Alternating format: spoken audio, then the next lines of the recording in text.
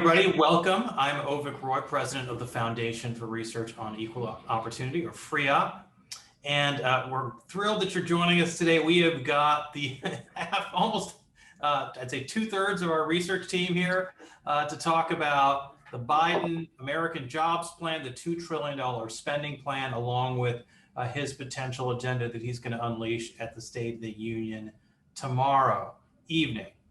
As you probably know, President Biden has proposed spending $2 trillion on a range of policy ideas, of which roughly 400 to 500 billion would be paid for by tax increases. In this case, a significant increase in corporate tax rates. So we're going to talk about a whole range of stuff related to the Biden plan.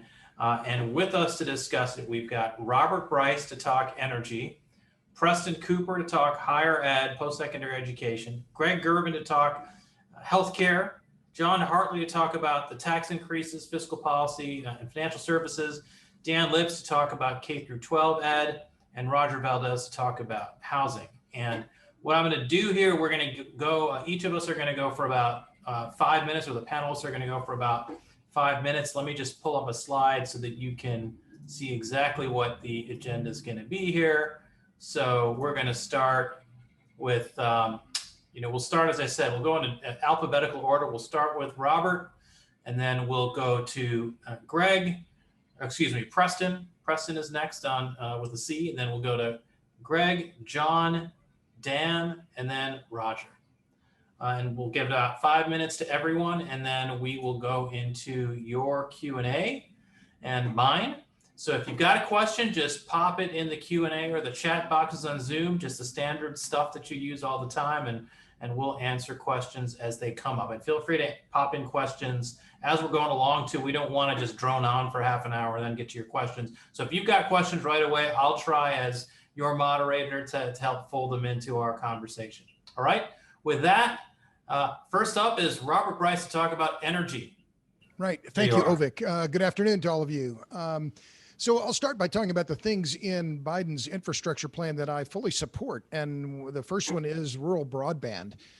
This is an issue that has been a problem in rural America, a challenge in rural America for many years. My colleague at FREOPP, Mark Dornauer, and I co-authored a piece that was published last October in Health Affairs, underscoring the importance of broadband for telehealth services during the age of COVID, that telehealth has become a bigger and bigger part of medical care, both in urban areas and in rural areas. But 35%, as the Biden administration points out, about 35% of rural Americans still do not have broadband. So in my view, I'm a student of electrification in America. The New Deal brought electricity to rural America thanks to the Rural Electrification Act of 1936 and the repeal and the passage of the Public Utility Holding Company Act of 1935. These were critical federal initiatives that brought electricity to rural America. Today, broadband is the equivalent, is the modern day equivalent of electrification. This is essential for modernity. I'm also in favor of upgrades. They're talking about hundreds of billions of dollars for spending on bridges, roads, airports. If you've been through LaGuardia Airport lately or seen some of the state of our bridges and roadways, you know that this spending is needed, and it's been much delayed. And so I'm fully in favor of those initiatives. Where I part company on some of this infrastructure spending is the $174 billion that's being earmarked to, as they say, win the EV market. Well, this is an extraordinary amount of money when you compare it to the fact that GM has announced about, $27 billion in spending between now and 2025. In my view, let the automakers navigate this market. GM, Toyota, Daimler, Honda, they know what customers want, and there's no reason for the government to be intervening in this market in the way that the Biden administration is talking about. But more important, I think, and particularly to the mission of FREOPP, talking about how policy affects low and middle income consumers, I'm opposed to this idea of tax credits given to wealthy car buyers. There's no reason why the federal government should be subsidizing the Benz and Beamer crowd. If they want to buy a Tesla, let them buy it, but they don't deserve a federal tax credit for doing so. The average household income for a Tesla 3 buyer is $128,000. So if the federal government wants to encourage EV purchases by low and middle income consumers, that's fine. Give them a credit, but don't subsidize wealthy car buyers for that same automobile. Finally, two last points. The Biden administration is also talking about a 10-year extension of the production tax credit for wind and a similar extension, 10 years for the investment tax credit for solar and offshore wind. I see these increasingly as corporate giveaways, like the EV market. Sellers are saying, well, these cars are going to take over the market. Well, we're hearing the same thing from solar and wind. If these industries are in fact cheaper, smaller, faster, lighter, denser, cheaper, to quote a title of my last book, then let them compete in the marketplace. There's no reason for what have become really corporate giveaways to companies like Berkshire Hathaway, NextEra, et cetera. So let the PTC and the ITC expire. And this is not just about the tax incentives, it's about reliability and resilience. I live in Texas. I went through the Texas blackouts. I was blacked out. One of the reasons for the amount of malinvestment in Texas in the grid, which I wrote about and had a piece in Real Clear Energy yesterday, was overinvestment in solar and wind. So let those expire. My last point is on nuclear, and this is an area that it's critically important today. In fact, it's critically important this week. Why? Because on Friday, the Unit 3 reactor at the Indian Point Energy Center in Buchanan, New York, is slated for closure. It's supposed to expected to quit generating electricity on Friday. This is an own goal. This is a strategic blunder of truly immense proportions. We've heard repeatedly from the Biden administration, climate activists, we're facing a climate crisis. There's no viable pathway to reducing CO2 emissions without large increments of nuclear energy. And the cheapest way to make that happen is to keep existing reactors operating. Rainer Kuehr, he's an adjunct professor at the University of Massachusetts Lowell, recently calculated keeping existing reactors open, it would cost about $20 per ton of carbon mitigated. And that's far cheaper than rooftop solar at what he calculates $800 per ton. So if we're going to spend tens of billions of dollars on climate action, saving existing nuclear reactors is by far the cheapest option, and it is the one that makes the most sense. So I'll stop there. So yes, rural broadband and bridges, no to EV giveaways for the Benz and Beamer crowd. Let the PTC and ITC expire, and save the nukes, save the nukes, save the nukes. How's that? Save the nukes, yes. And I appreciate that you dropped one of my favorite terms from Austrian economics, malinvestment. All right, with that, let's go to Preston Cooper to talk about post-secondary education. A lot of stuff in the bill on this topic. Thanks, Ovik, and thank you, Robert, for your energy summary. So yeah, as Ovik mentioned, a lot of stuff in the bill on the topic of post-secondary education. Probably one of the most significant things is that President Biden's plan calls for an investment of $48 billion in workforce development. It's not specified exactly how that would be spent, but he does cite the intention of creating 1 to 2 million new registered apprenticeship slots. First, I just want to say I'm so glad that President Biden is paying attention to this. I'm a big apprenticeship fan. I think it's an excellent model. The results that we see from currently existing registered apprenticeships are pretty good. They show that people who participate in apprenticeship programs tend to go on to higher wages, much higher wages, sometimes 6-figure salaries while they're learning a trade on the job. They obviously get through the apprenticeship training program without taking on student debt, and they're getting paid a wage while they're in training. So the trainer is actually paying them rather than with the college. You're paying the college and going into debt to do that. So I'm very excited that the president is paying attention to this.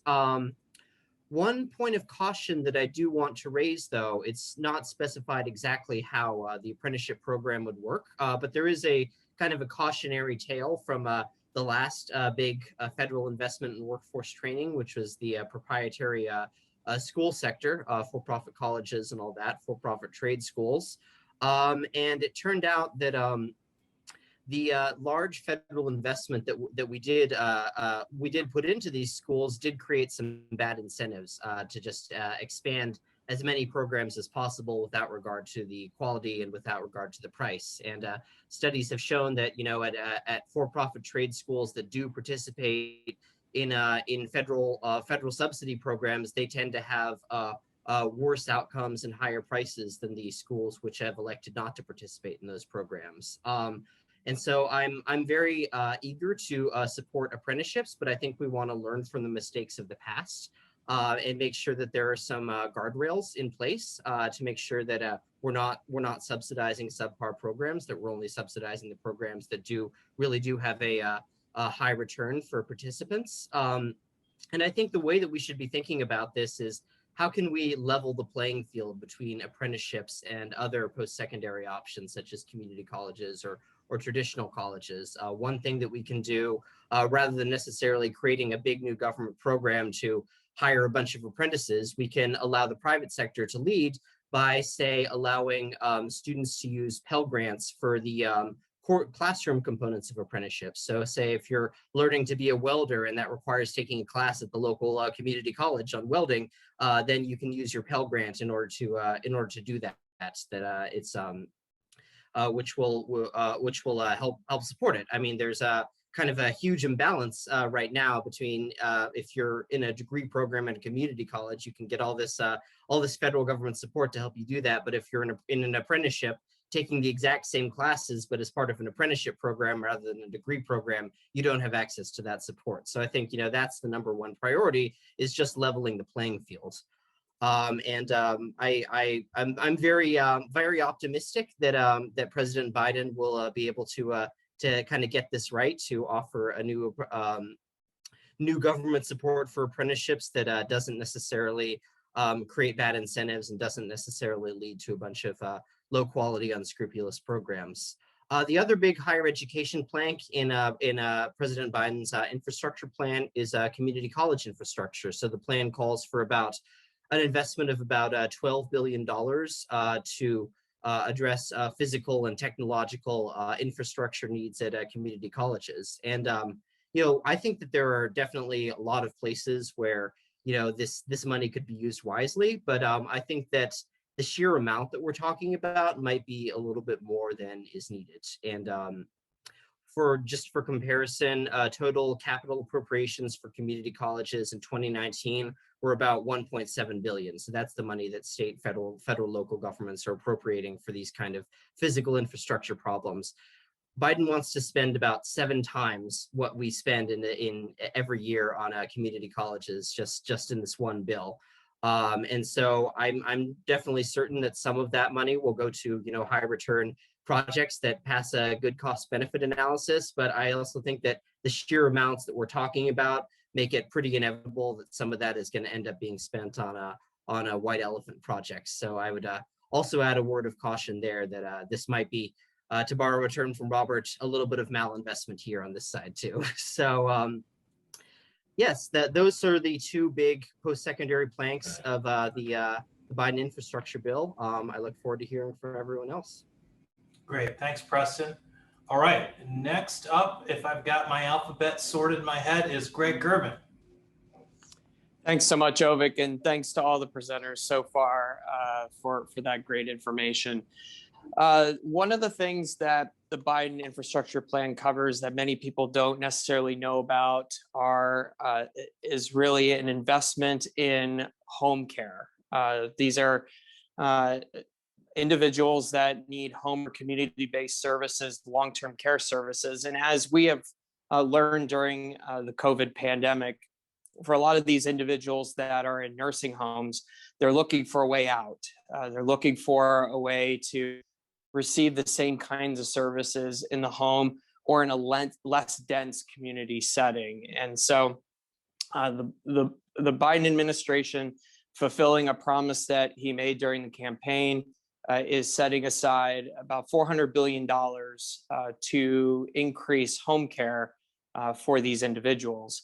Now, the plan, the details of his home health plan are notable in the fact that there are very few details on the plan. It's very open-ended and doesn't include a lot, but what it does include is provisions to expand home or community-based services by, for example, extending the long-standing Money Follows the Person program, which supports innovations in delivery of long-term care in the home or community-based setting.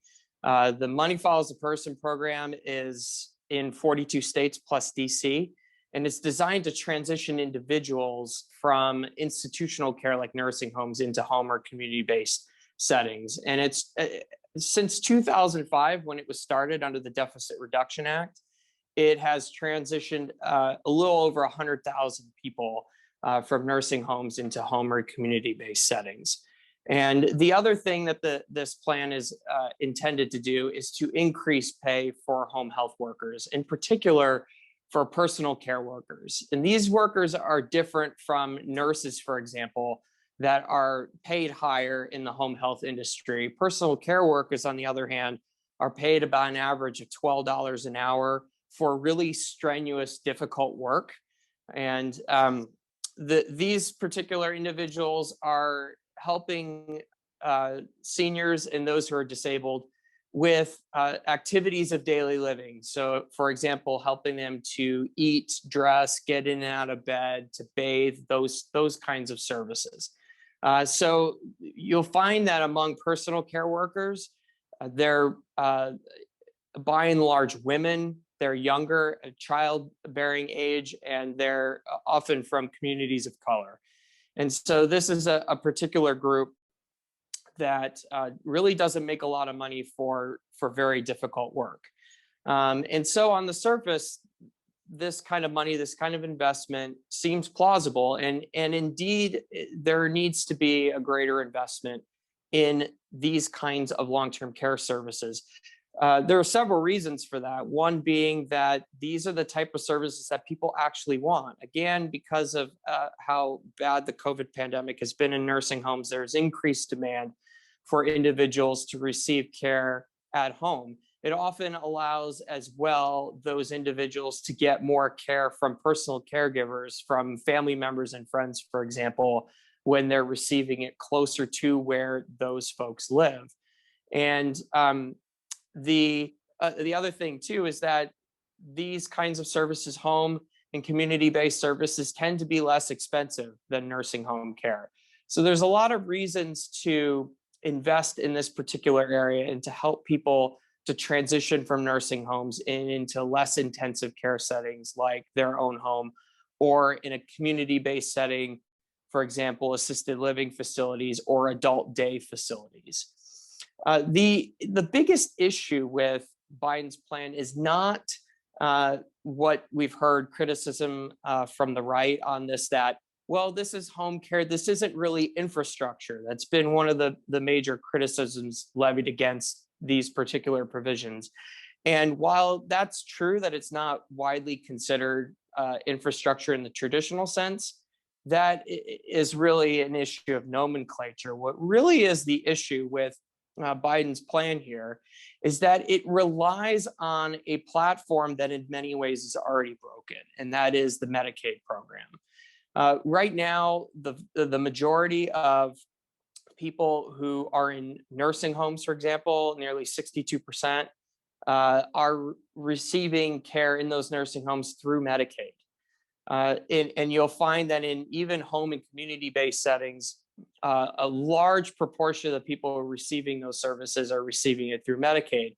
And as many people know, the reimbursement rates in Medicaid are extremely low. And so oftentimes providers can't even cover the cost of care with those reimbursements. And this helps to explain why personal care workers are just not paid very well, because the reimbursement rates are so low. And really, the Biden administration's kind of stuck with what they're trying to do. $400 billion is a lot of money. It's a big investment over the next 8 years. And so it sounds like this would be enough to really accomplish their two goals, which is to pay personal care workers more, as well as to get the hundreds of thousands of people on Medicaid waiting lists for home and community-based services off of those waiting lists and getting those services. The problem is $400 billion is not nearly enough to do both. The Biden administration said that they want to raise personal care worker wages to median wage levels. And in order to do that, it would essentially exhaust the entire $400 billion just to accomplish that goal for personal care workers that are working now. That's nothing to say of the workers that are going to have to enter into this workforce in the coming years as the population ages and as more people desire these kinds of services. Next up is John Hartley. All right. Well, thank you so much for giving me this opportunity to speak here about some of the corporate tax provisions in the American Jobs Plan. So let's break down, what exactly are the main corporate tax provisions here that are being proposed. So one, the plan proposes to raise the corporate tax rate from 21%, where it currently is, to 28%. And remember, if you go back a few years, the global corporate rate was brought down from 35%, where it was essentially since the 1986 Reagan tax reform, down to 21%. And this was under the Tax Cuts and Jobs Act, or TICJA, which I'll refer to it from now on. And this was the sort of major tax reform bill passed under the Trump administration. The goal essentially was to increase investment and spur hiring and tax inversions. It's the offshoring of U.S. corporate head offices, among sort of other goals. But this essentially was the sort of chief emphasis of the corporate tax provisions in TICJA. And the track record, I'd say a bit about TICJA, and I think it's important to understand TICJA to really understand the American Jobs Plan, or this provision of the American Jobs Plan. So the track record of TICJA is a little bit confused. In the first few quarters of 2018, after it was first implemented, private investment went up very substantially, only to fall in the third quarter of 2018, around the same time that the U.S.-China trade war really started to sort of heat up. And I think there's a lot of confusion, people that point to sort of the post third quarter 2018 investment, private fixed investment. So when I talk about private fixed investment, I'm talking about investment in plant, property, and equipment, things, big real economy investments that companies invest in purchase, and this in turn plays a really important role in the real economy. And so I'm not talking about stock investment, just for what that's worth.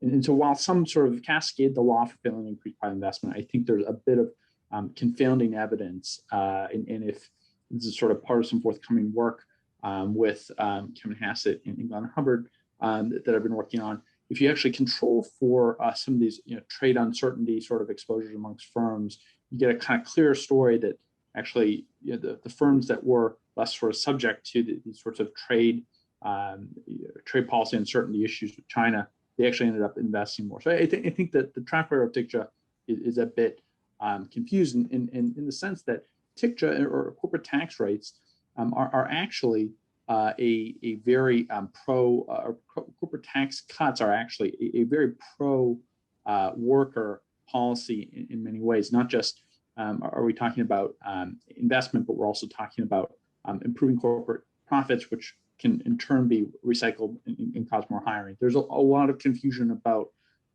buybacks, and people tend to think that, all this corporate tax windfall was used for buybacks, and I think there's a lot of confusion about what corporate buybacks are, and what happens is it's simply returning capital to shareholders, which often gets reinvested in other companies, often smaller companies, which tend to be the fastest growing companies, and so this idea that a buyback means some sort of making more money for shareholders. I think there's a lot of confusion. There's a lot of confusion about how it impacts stock prices, and in my opinion, it's not really a vehicle used to stock prices per se, but instead are really just a signal that that company is in a healthier state, and that tends to be correlated with higher stock price. So this is, corporate tax cuts. The incidence is not totally borne on capital, and really there's a lot of evidence from scholars like Glenn Hubbard and others that show that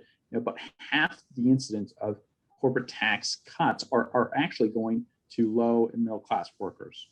So here comes the Biden corporate tax rate increase going from 21% to 28%.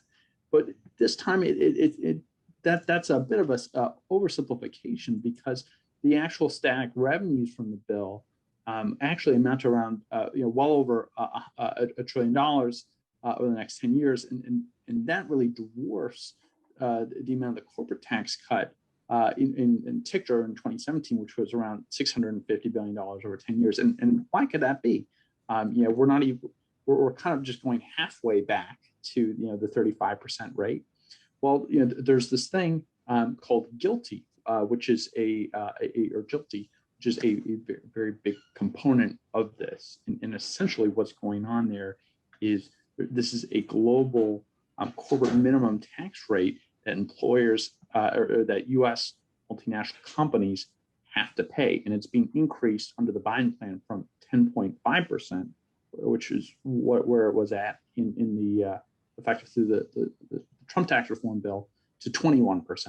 So this is basically an increase in the effective tax rate on this global intangible income or global profits that corporations are making to 75% of the corporate tax rate, where it's essentially today it's at 50% of the current corporate tax rate. So a lot of the revenue that's coming out of this bill is coming from this global profit component. Let's go to Dan Lips. Thanks, Ovik. Thanks everybody for joining us this afternoon. It's great to be with you. So the Biden infrastructure plan calls for $100 billion in new funding for K-12 education. And when in the blueprint, the reason they call for this is, to use their language, we can't close the opportunity gap if low-income kids go to schools in buildings that undermine health and safety. That $100 billion would be used to fund and construct and to update and renovate new buildings. And at FREOPP, we absolutely share the goal that the Biden administration outlines there of closing the opportunity gap and promoting an equal opportunity to a high-quality education for every child in America. Unfortunately, there's little evidence that $100 billion in new funding, and particularly for school construction and renovation, will do much to close the opportunity gap. I say this for a few main reasons. First, at this point in 2021, we know that the amount of revenue that goes to schools serving low-income children versus those serving more affluent kids is about the same. We've seen that from National Department of Education data from before the pandemic. There was a time in America where schools serving poor children were under-resourced, but decades of federal policy and additional federal aid has closed those gaps. So there really isn't a big difference in resources available to public schools serving kids of different socioeconomic backgrounds. Second, this year, schools across the country and state departments of education are flush with cash, frankly, that they can't spend. Over the past year during the pandemic, Congress has authorized and appropriated $200 billion in new funding, emergency education funding, to help schools reopen and to help address the learning losses from the pandemic. About $70 billion of that was spent last year, and another $130 billion was provided just last month. When we look at what's been spent, according to Department of Education data, of that first tranche of money that came last March and then in December, about $70 billion, states have only distributed and spent 10% of that. So there's nearly $200 billion on hand for public schools around the country to reopen and to provide a better education for kids moving forward. So another $100 billion, frankly, it's unlikely to be spent for many years. And we know that right now kids are grappling with big challenges from the prolonged school closures that need to be addressed today. A third reason why this is a misguided approach is that over the past year, we've really seen a trend that's been emerging in education for decades, in that we shouldn't be funding school buildings, we need to be funding school children. The pandemic has exposed big differences in children's outside of school learning opportunities. We've seen really creative solutions with some states that have offered ESAs or education savings accounts to help kids access tutoring during the pandemic. We've seen bottom-up solutions from parents putting their children together in pods or small collections of kids that are taught by a teacher or a tutor. I think in the 21st century, if we're trying to promote equal opportunity education, we should be funding students, not funding school buildings. And we've seen a growing number of states creating school choice policies, including over the past month, with exciting progress in West Virginia, Kentucky, just this week in Florida, giving resources directly to parents so that they can customize their child's education, access tutors, enroll their kid into a better school. That's the way that we should need to be closing the opportunity gap, not by funding school buildings, and particularly when so much funding is already available. I should mention that the infrastructure plan also proposes $25 billion for new childcare construction, facility construction and renovation.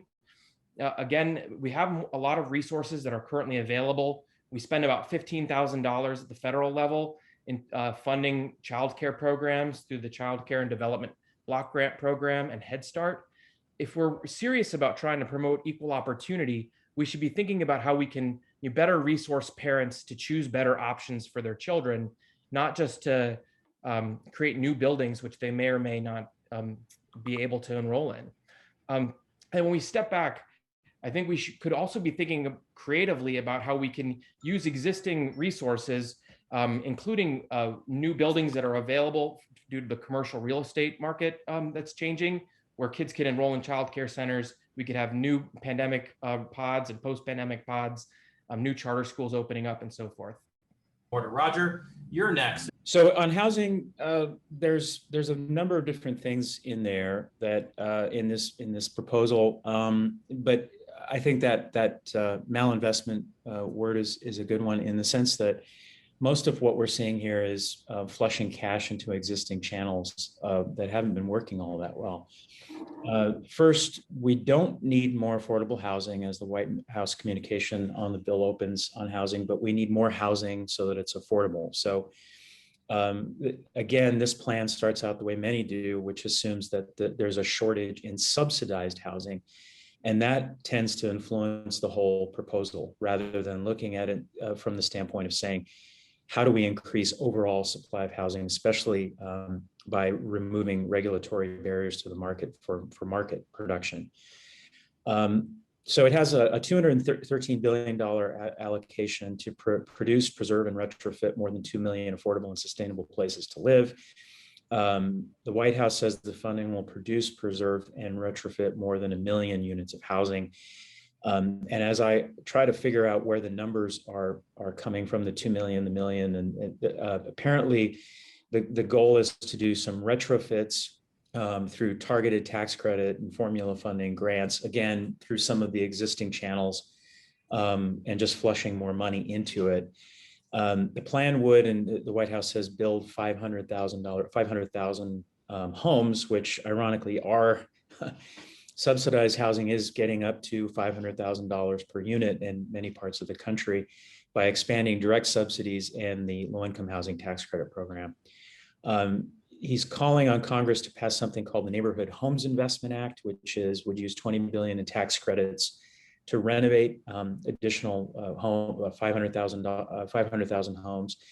And then he calls in there for putting union building trade workers to work upgrading homes and businesses to save families money. I'll touch on that in a minute.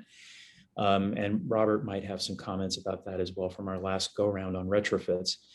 The proposal includes money for local governments to essentially plan for proposals to modify local zoning to allow for more production. It's a planning to plan kind of funding. I've written about that in Forbes about the fact that it's really a lot of money going out for planning and not really producing anything with that, with the several $100 million in planning funds there. So the comments on thoughts on this, again, scarcity is always all about the limits imposed by state and local governments that limit buyer and seller, and zoning is chief among them. By its very nature, all zoning is exclusionary. The administration's gone along with the formulation that single family zones are uniquely exclusionary. They're not. The best thing to do is get rid of zoning entirely and focus on regulating health and safety and allowing buyer and seller and producer and buyer to meet in the market wherever and whenever it makes the most sense and is the most efficient. The plan concentrates on putting more money into existing or new channels, as I've said. And the concern I have about the retrofit plan is that back in 2010, when you mandate prevailing wages, it kills the value capture elements of energy efficiencies in older homes. There's some real value there, especially for poor people who pay a higher percentage of their income in energy and per square foot for energy. But if you're paying prevailing wage in many markets, there's no way to pay that back with the savings. So it ends up, it doesn't deliver the value to the consumer, especially the consumer with less money to spend. And so I think they're rehearsing what we should have learned 10 years ago, which is if you're going to do value capture in the energy efficiency field, you have to be smart about it and control wages and other costs. And then finally, one good thing in all this would be the positive outcome from legislation from eliminating cost to local government for capital facilities that are currently being paid for by new housing construction through impact fees. Impact fees, one study found, add as much to $25,000 to the cost of a new home. They certainly add cost to multifamily housing, and it's really a shakedown operation to pay for capital facilities. And if this bill can pay for some of those things, bridges, roads, sidewalks, through grant funding, then that's a cost that won't have to be borne by new housing. So that's what I've got on the bill so far. Great. All right. So just before we get to the questions, I want to correct something I said earlier. I said that the proposal was $2 trillion in spending and $500 billion in tax hikes. That's not correct. It's $2 trillion in spending over 8 years and $2.5 trillion in tax hikes over 15 years, with a lot of that back weighted. So exactly what the the deficit neutrality of the bill depends on, I suppose, what years you're looking at, and we'll await an actual bill and a CBO score to learn more. All right, so now let me go back to my original lightning round question, which is, I'm going to put up this slide, which summarizes the fiscal provisions of the bill, or the proposal, excuse me, because we don't actually have legislation yet. And then go back through the round robin here. Given the corporate tax increases and the economic impact of that on economic growth, on jobs, on lower income Americans, what percentage of or what amount of the money, or what particular subset of the money in your policy domain that you think is good spending, and what percentage is not? Let's start from the top.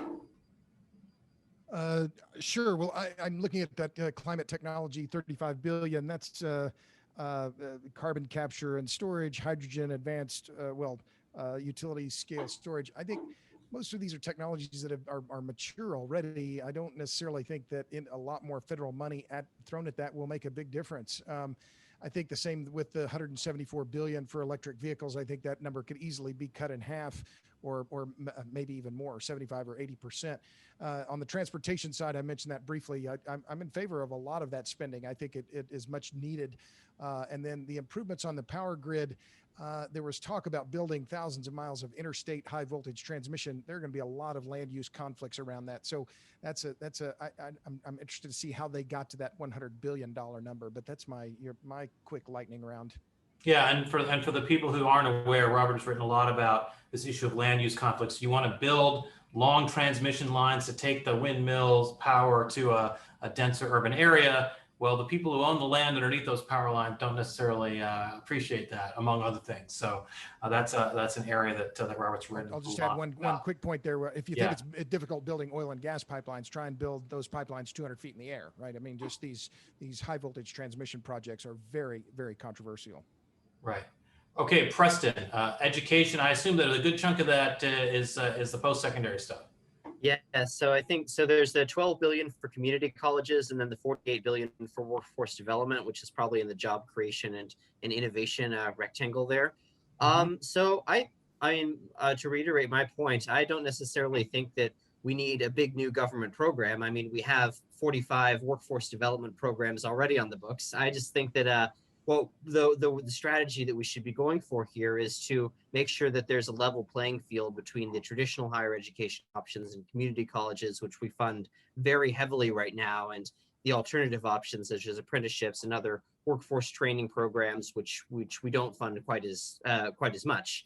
And so, like I said, it doesn't necessarily need to be a big new government program, but just sort of making sure that those alternative options have access to the same kind of support programs that traditional options do. So out of that 48 billion, how much is needed? I haven't gotten my Excel spreadsheet out to do the exact analysis, but I'll say 12 billion, 1/4 of it.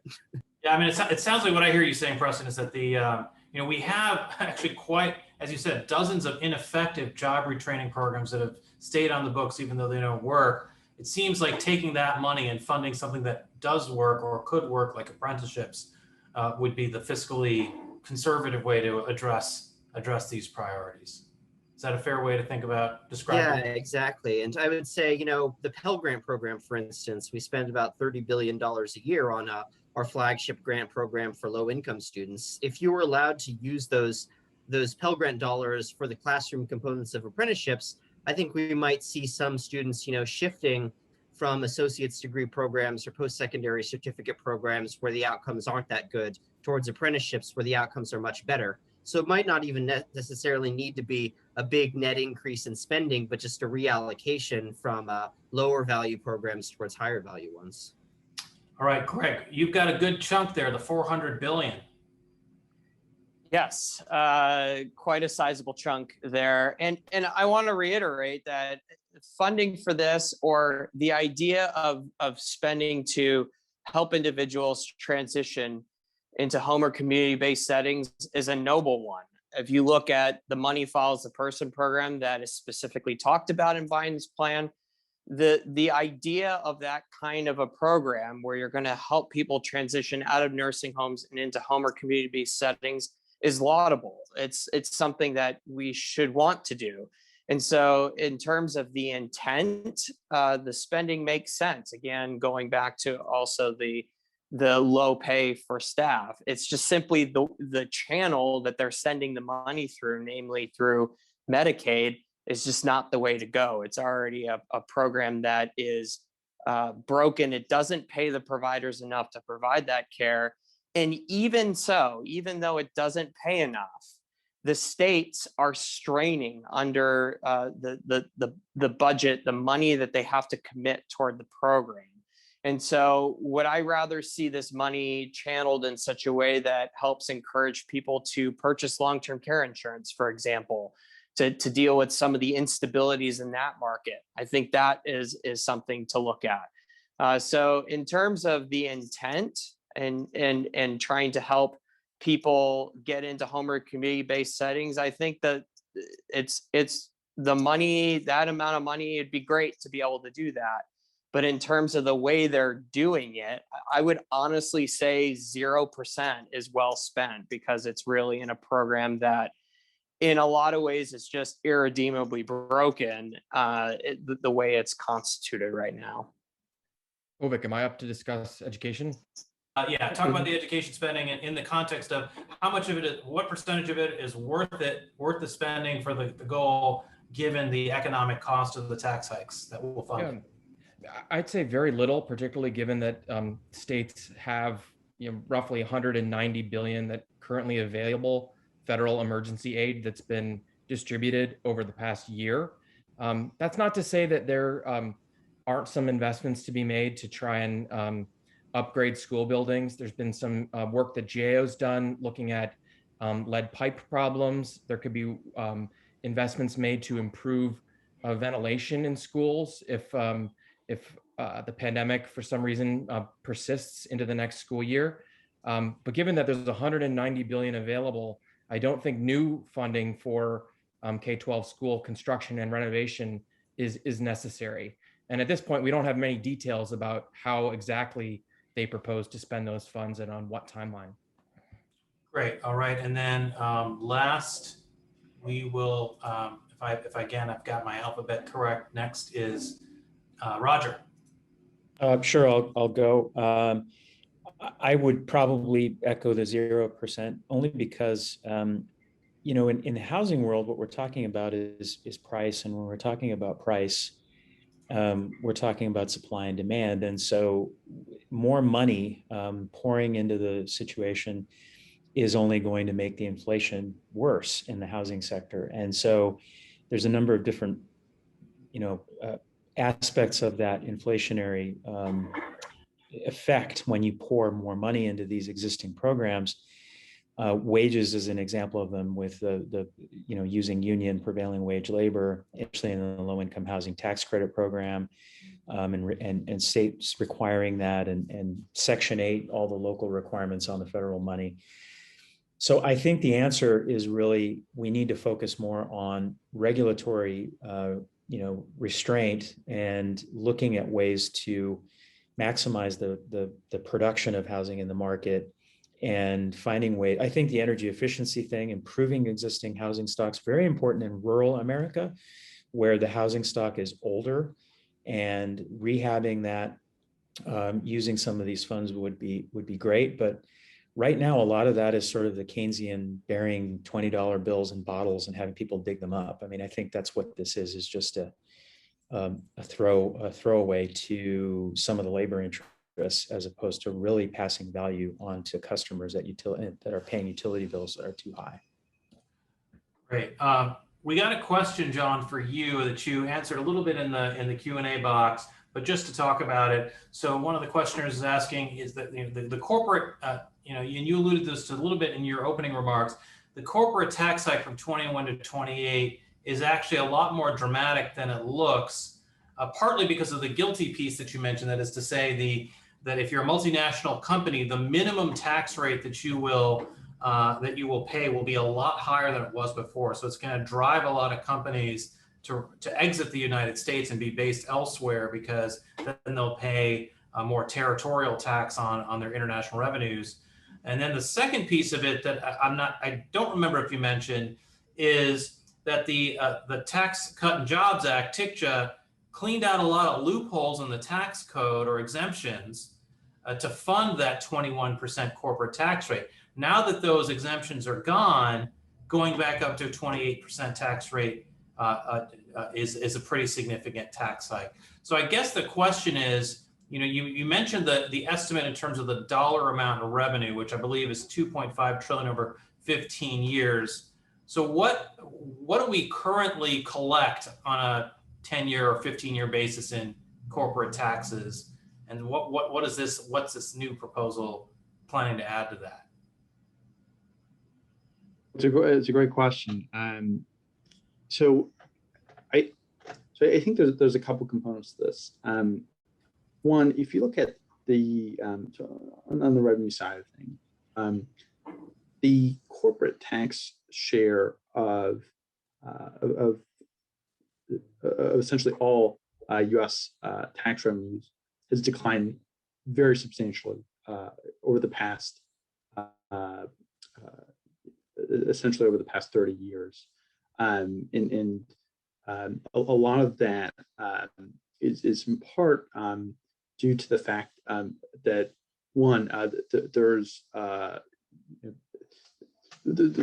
number of things going on. One, there is this sort of offshoring of profits issue, and essentially, despite there being a 35% corporate tax rate, that the actual effective marginal tax rate is has been much lower. And sort of the idea behind bringing GILTI in to begin with was to, one, have a minimum rate, but also have this part of a repatriation deal, which essentially means that you can move your profits from your foreign subs back to the U.S. at a considerably discounted rate. And so, so that essentially occurred. Now, the reason why this is actually pretty, revenue in the global landscape are very intimately connected, in the sense that one, part of the plan around having a considerably higher GILTI rate at 21% is part of a plan essentially to enforce what Secretary Yellen is calling a global minimum tax rate. The idea is that there's essentially a proposal to form a cartel, a corporate tax rate cartel. And part of the reason why GILTI was left at 10.5% is in part because Ireland's corporate tax rate is roughly around 12.5%. And so, Ireland is one of the most popular places to be shipping offshore profits. And so part of the problem is, so in fact, today, the French finance minister said that they actually agreed to this global minimum corporate tax rate. But they also happen to be one of the highest corporate tax rate regimes in the world alongside the US. They were sort of the number 2 for a long period of time. France isn't exactly viewed as a corporate tax haven or a tax haven of any sort. But essentially, for a global minimum tax rate cartel to be effective, you would need countries like Ireland to participate in this. And there's no reason why they would, because that would ultimately probably cause a lot of corporations to leave and find a new tax haven. Let me ask you about that, John, because I know that there's been a big push in the European Union. Christine Lagarde and others are talking about making a renewed push to harmonize European Union tax rates, by which they mean yell at Ireland and other low tax countries to raise their taxes to meet the tax rates of the Frances and the Germanys. To what degree is that likely possible? What powers does the EU have to compel low tax countries to raise their rates? Yeah. Well, I think that this is sort of the more fundamental problem with the European Union, which is it's a monetary union, or the Eurozone is a monetary union, but it's not a fiscal union. And there isn't exactly a one-for-one, in terms of not every country that's part of the Eurozone is part of the European Union, but essentially, it's not possible for the European Union to impose fiscal policy on certain countries. It's what it would like to do, and we've started to see a bit of this with some of these COVID bonds that were issued earlier in the pandemic. That essentially, the European Union became a sovereign debt issuer, and that essentially is sort of, I think, the beginnings of an attempt to do this. I don't see that happening anytime soon. I think trying to impose something on that, like Ireland, on a country like Ireland, I think would ultimately force the country's hand into actually talking about what an Ireland exit would look like. So one, I think the chances of that happening is next to zero. Even though these things are being discussed, and there's more serious things going on, like digital taxes and things of that nature. So bottom line is that if Ireland and countries like Ireland, Belgium's another one of these relatively low corporate tax rate countries, if they stay, Switzerland, if they stay low tax and the US makes its corporate tax rate the highest in the world, we're going to see a lot of corporations leave the United States. Absolutely, just like they were during the Obama administration. And what's actually interesting is that they tried to halt tax inversions, that's the offshoring of corporate headquarters. They tried to do this through litigation, and they were somewhat successful at first, in a very aggressive way. However, there were actually, just after the Obama administration ended, there were a bunch of lawsuits that followed this. In fact, I think that the U.S. Chamber of Commerce and the Texas Association of Businesses were successful in at least, I think, a federal circuit court at striking down some of these Obama era executive actions. And so I think it's going to be very, very difficult, and will probably continue to go through the courts if, assuming that this sort of a tax this tax regime goes through, just on the U.S. side of things, not the global side of things, to prevent offshoring. I think they're going to have some challenges with that. But I think sort of the broader picture is, we're talking a lot about a lot of different elements to a much sort of bigger pattern, and that is what's really happening is you have a race to the bottom in terms of global corporate tax rates, and they've been increasingly racing to the bottom over the past three or four decades, and there's just more competition. And the reason why this is because corporations are very, very mobile. They can move their headquarters fairly easily, without even building a new building, just because of corporate reach of multinationals.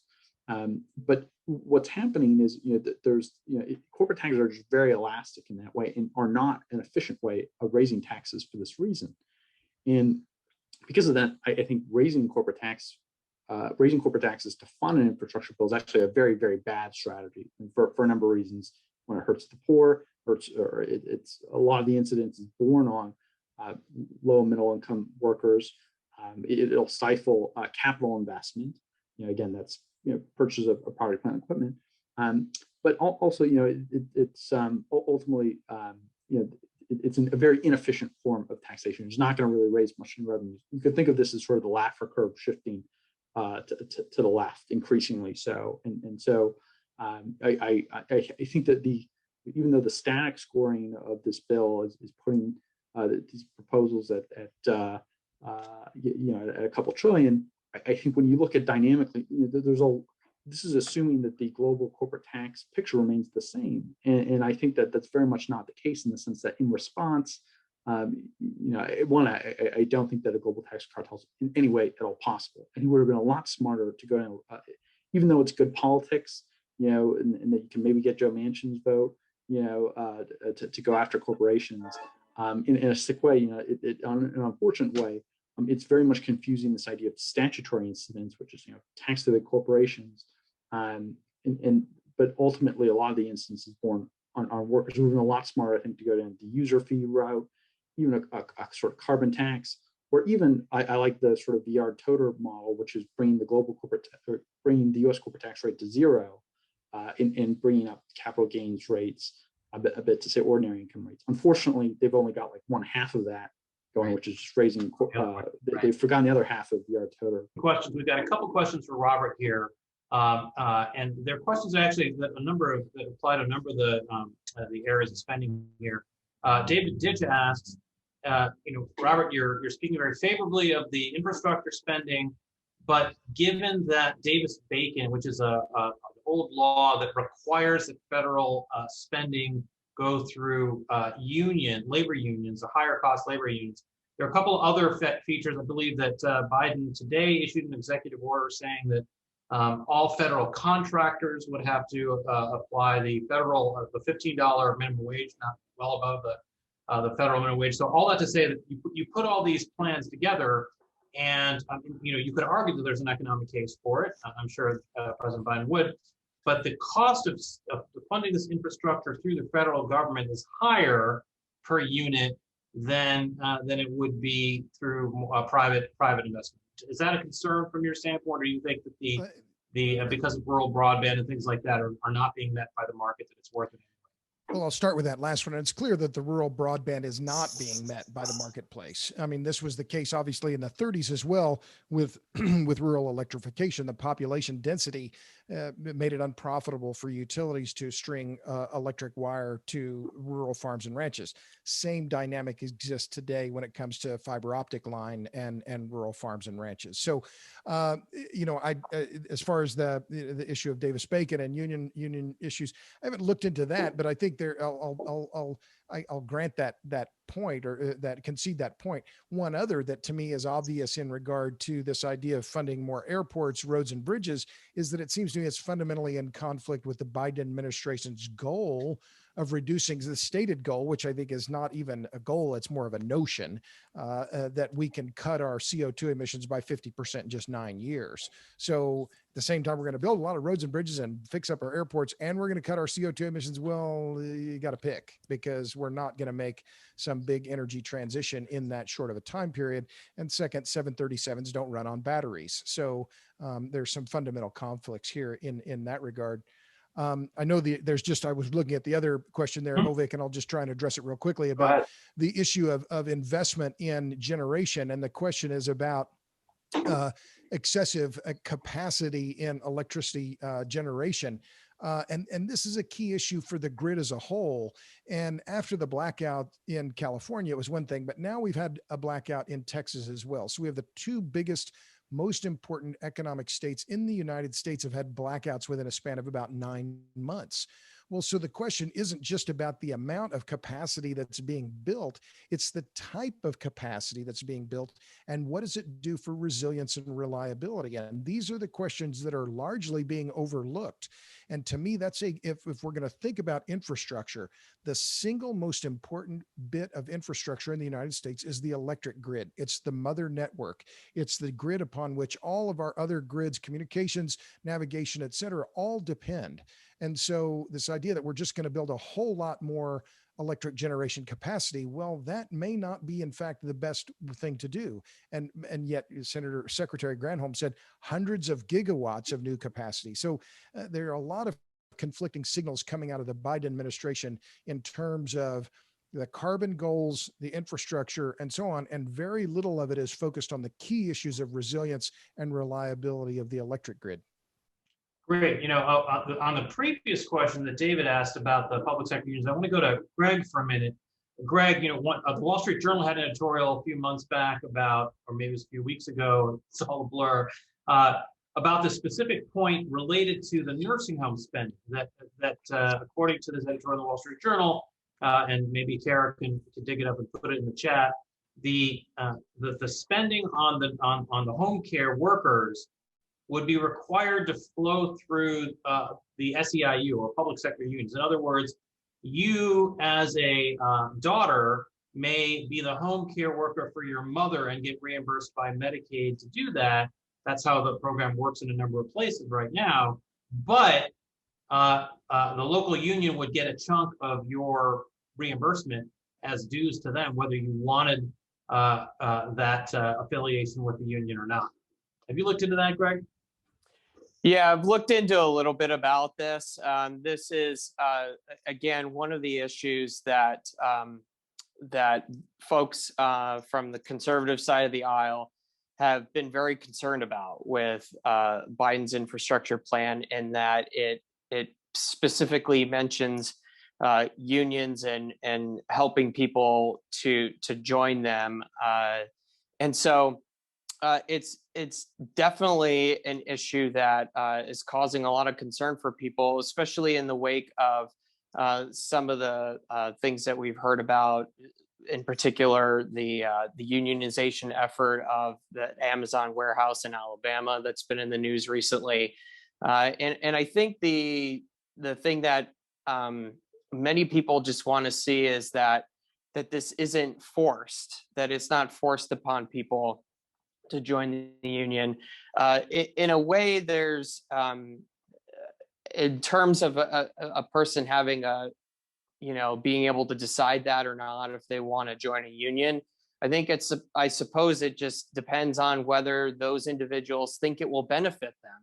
If you look at the Amazon warehouse example, the people were saying, look, my pay is good, my benefits are good, I don't understand what I'm getting for joining a union, other than to have to pay dues for benefits that I'm already getting. And so I think that's the biggest thing, is if the Biden administration is going to spend all this money, and one of the ways that they want to send that money out is to pay people who are personal caregivers for their loved ones, then if they're getting this enhanced benefit, then why are they then having to spend money or pay union dues? And I think that's a legitimate question, and really deserves more scrutiny.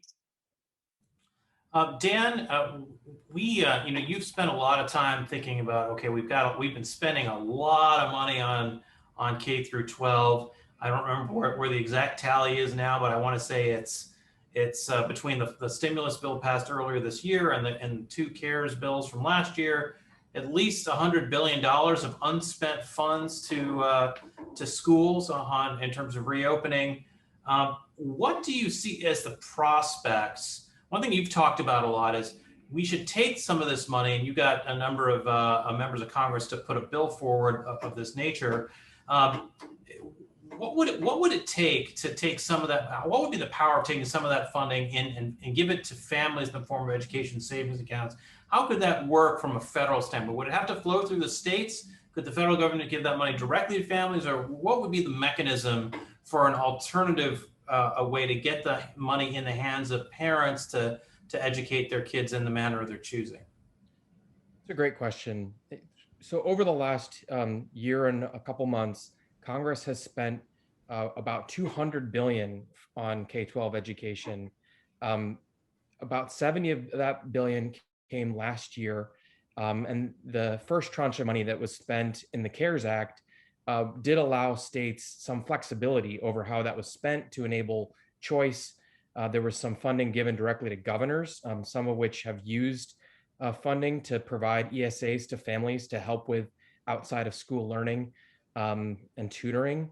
Unfortunately, over the past year, Congress got wise to the fact that this money could be used in a manner that would be parent-centered.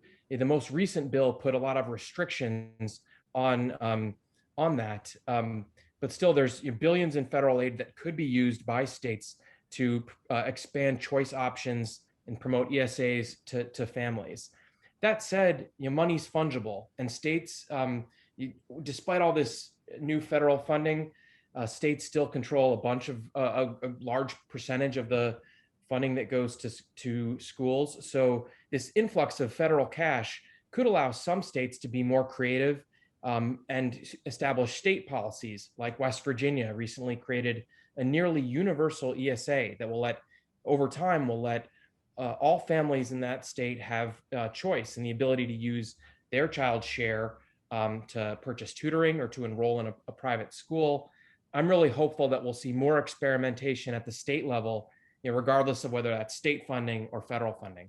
We should note that there was that Supreme Court case in Montana. You would remember the case, I don't remember the exact name of the case. Espinoza. There you go, the Espinoza case, where it used to be that funding of this kind could not be, a parent couldn't use state dollars to go send their kid to a Catholic school because that was considered a violation of separation of church and state. And the Supreme Court ruled the quite exact opposite, that states could not discriminate against religious schools by restricting the funding to non-religious schools. So that opens the door for a lot of these concepts that previously had been prohibited by the judicial system. Definitely, and it's really encouraging that as of right now, 27 states have private school choice programs. This is a record high, in part due to those legal restrictions being removed.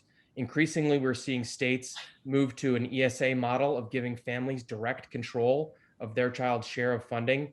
Florida just consolidated their various school choice programs to expand access to ESAs. There's a lot of exciting work being done at the state level to promote equal opportunity by empowering parents.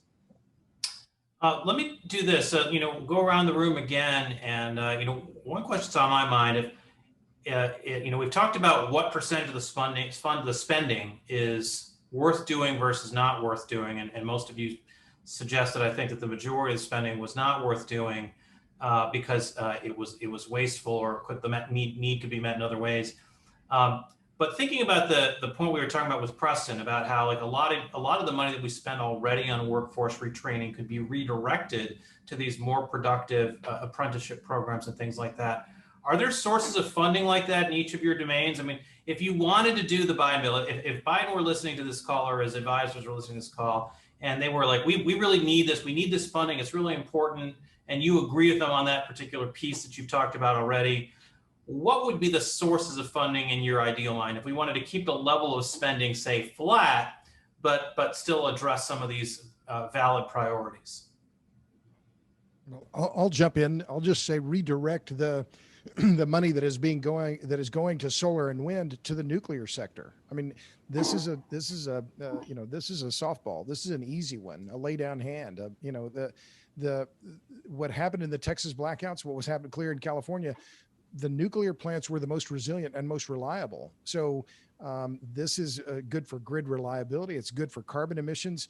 And we've repeatedly heard wind and solar are so cheap, they're the cheapest form of generation. Well, okay, that may be the case, but there's simply no pathway to reducing carbon emissions on the scale that the Biden administration is talking about without preserving existing nuclear and incentivizing lots of new nuclear. So that's one of the reasons why I think a lot of this spending on hydrogen, carbon capture, sequestration, and these other things is simply going to be malinvestment because those technologies can't scale. Nuclear can. Robert, in your movie Juice, you visited a Bitcoin mining rig, and I think it was Iceland. I can't remember, some cold country. One of the arguments you hear from Bitcoin advocates is that Bitcoin can make renewable energy more efficient by taking some of the wasted energy that's generated that would otherwise, not be stored because of the intermittency, and to turn it into a more economically productive use. Have you looked into that at all? Do you have any thoughts on that?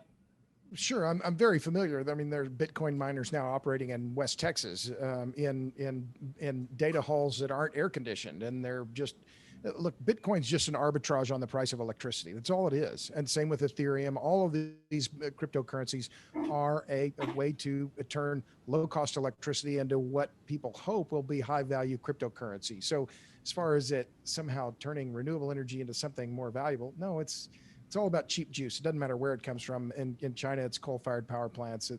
Bitcoin miners, these crypto miners, they'll go to Iceland. They'll go to wherever the juice is cheapest.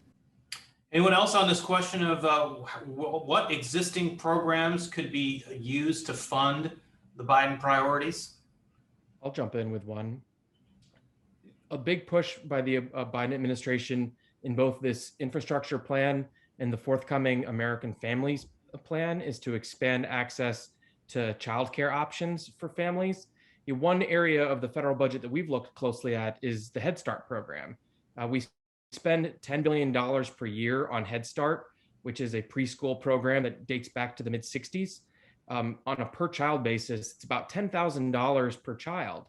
And unfortunately, that $10,000 doesn't buy children much in the way of early learning opportunities or parents in the way of childcare, because the Head Start providers only provide about 500 hours per year, which is very small compared to what a private childcare provider would offer.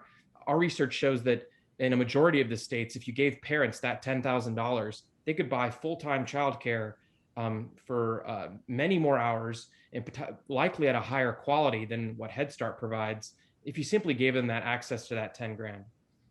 We should be thinking creatively about repurposing these programs that have proven ineffective over time to expand families' choices. I'll echo that for the housing piece. The good news is you don't need any more money, you need more housing. And what you can do is take the money that you've got, consolidate it and condition it based on deregulation at the local level. You probably couldn't call it that. It sounds too Republican or Reagan-esque. But you could come up with another euphemism that sounds woke. The point is just build lots of housing everywhere. And if there's any regulations that limit that, you don't get any of the federal money, including Section 8. And if they did that, they would transform the sort of sloppy, wasteful, and inefficient business models that are out there now that are, I liked Dan's comment about fund students, not buildings. What we need to be thinking about is residual income measurements for housing costs and trying to figure out how do we help families with the problems that they have, not the problems that we think they have. And I think that's probably in the housing sector, the biggest,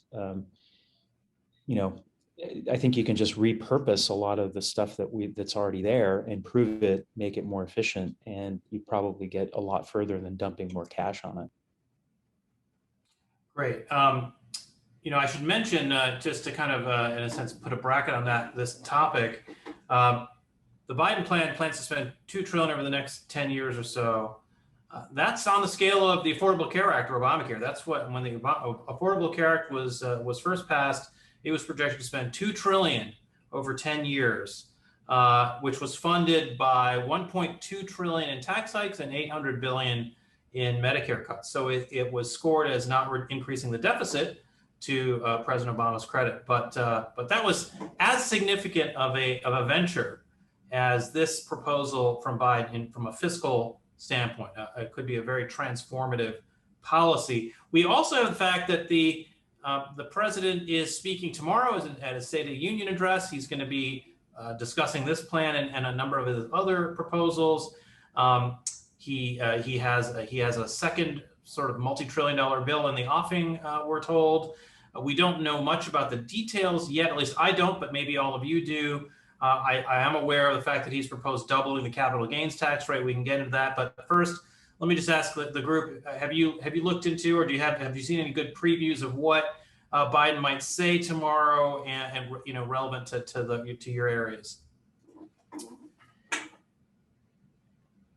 Roberts, go ahead. Dan, whoever. I'd throw in that I've seen news stories describing upwards of $200 billion in new spending for childcare subsidies. An additional, I think the number I saw was in the $300 billion range for K-12 education. It's going to be tough to justify, particularly the new K-12 spending, given what's sitting there unspent. But in childcare, it'll be interesting to see if that attracts support. Unfortunately, what we've seen in terms of existing federal programs like Head Start, it's been spent inefficiently. Great. I know that free community college is something that Biden has been interested in, something he might talk about in the State of the Union tomorrow. And I would just point out that I don't really think that the cost of tuition is the big problem at community colleges. I mean, community colleges for a low-income student, you can probably already go to a community college for free with your Pell Grant, because average tuition is about $3,700, and it hasn't gone up for the last 5 or 6 years. The much bigger problem there is quality, that we see completion rates at most community colleges are below 50%, and most people drop out without getting a degree. And so, I'm not sure that that making it free is really going to fix that. I think that we need to be focusing more on accountability and quality issues if we're going to be talking about the community college sector. John Hartley, let's throw the mic to you to talk about the proposed or floated. It's not actually been formally proposed; it's simply been reported in the press that President Biden is proposing a doubling of the capital gains tax rate, which is a pretty significant, almost shocking a proposal, just because that would be the single largest increase in the capital gains tax rate in probably I don't know how many years, at least 70, I think, since World War II. What are your thoughts on that proposal? Yeah, it's a great question. We don't know exactly what's in it. The sense that I read, or the rumors that I read, include raising the top rate on capital gains to the top rate on ordinary income, around 39.6%. For some, in other reports, it said it could go as high as 43%, 44%. There's also a lot of talk about eliminating the step up in basis. That is when you transfer stock to your heirs, that there's usually a step up in basis. That's your cost basis goes up to it gets adjusted to the time of transfer. But the sense is, if they eliminate that, then effectively, if the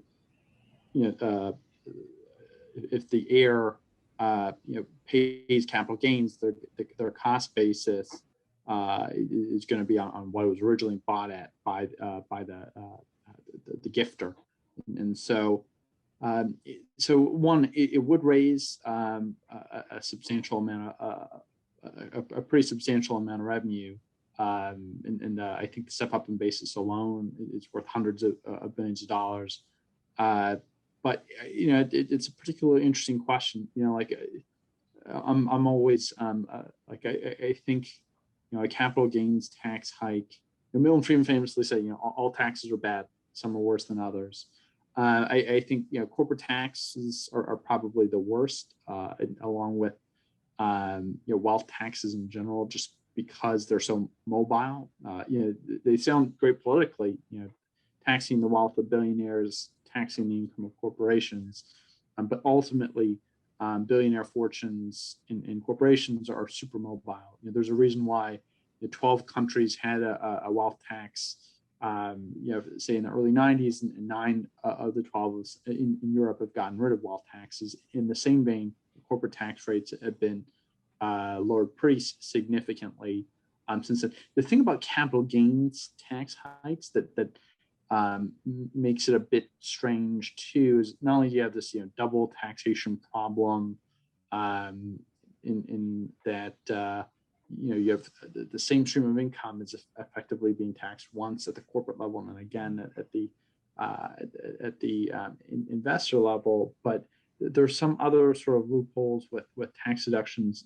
In particular, there's been some suggestions and some interesting things that I read that suggest that for some people, it will actually be cheaper to simply gift stock at these new capital gains rates, just because the deduction would be so much more valuable.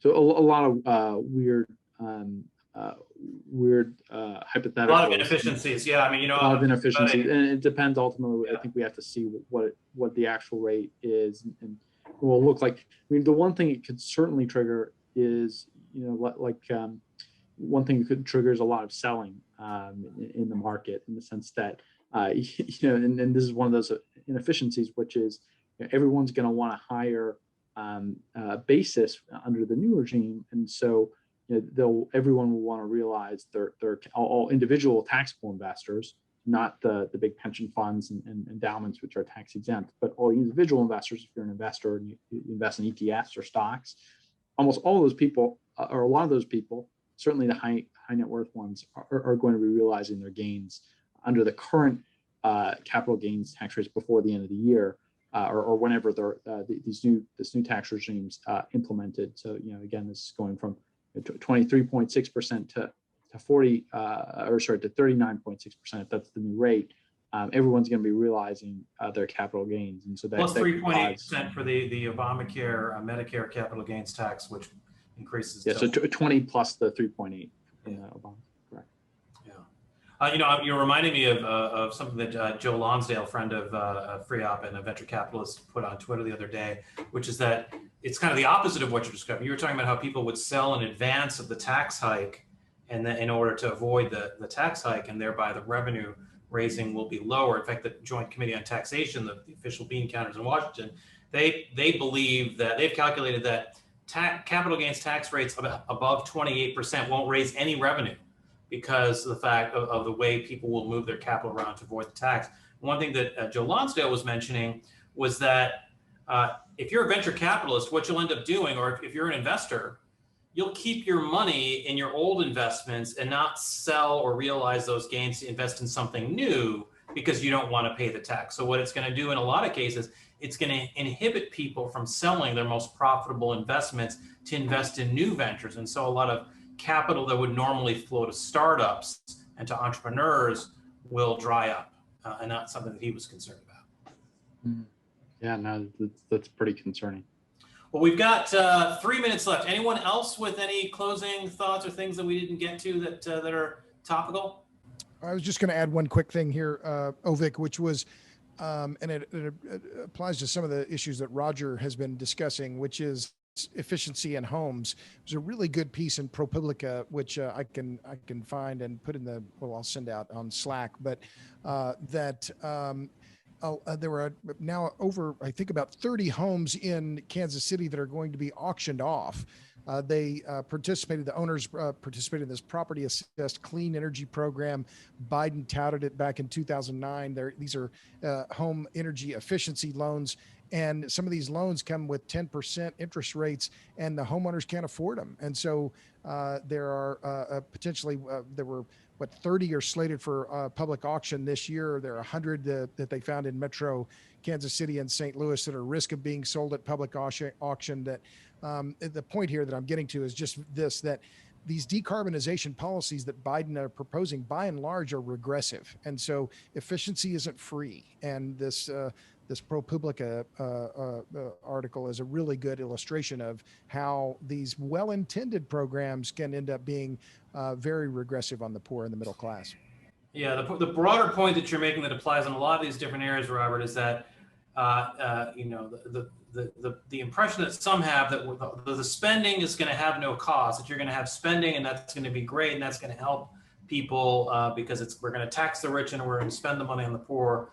That's not exactly how it's going to work, because a lot of the money will go to middlemen, a lot of the money will go to the wealthy, like your Tesla tax break, and the regulatory investments, the investments in more expensive sources of energy, for example, or more expensive forms of housing will increase costs for the people who need those services, and exactly. that could have pretty deleterious effects, along with the decrement in economic growth.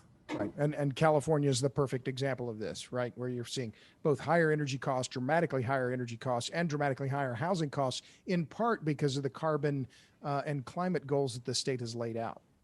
Great. Well, anyone else? Last thought, we got 1 minute. Well, as we have been discussing, and we've come to that conclusion, is the Thomas Sowell is known for saying, there are no solutions, there are only trade-offs. And that's the question, is what are the trade-offs? Great point. A great closing comment, Greg. Well, with that, I want to say I'm very impressed by those of you who stuck through 1.5 hours of wonking out on fiscal and economic policy with us. This is a very important topic. It hasn't been getting as much press as maybe Dr. Seuss or the latest, Coca-Cola CEO's decision, but far more economically consequential. What happens to this $2 trillion proposal from the president? We'll learn more tomorrow, and we'll have a lot of commentary at freopp.org and our new blog, blog.freopp.org, op blog. So go there to find what our scholars are saying once we hear from the president tomorrow. Thanks again, and see you next time.